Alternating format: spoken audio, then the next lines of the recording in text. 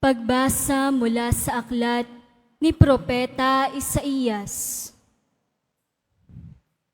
Ito ang pangitain ni Isaías na anak ni Amos tungkol sa Huda at sa Jerusalem.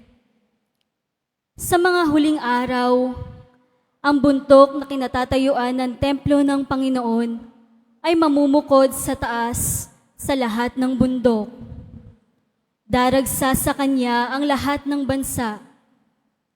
Ang maraming taong lalapit sa kanya ay magsasabi ng ganito, "Halikayo, umahon tayo sa bundok ng Panginoon, sa templo ng Diyos ni Jacob, upang malaman natin ang kanyang mga daan at matuto tayong lumakad sa kanyang mga landas.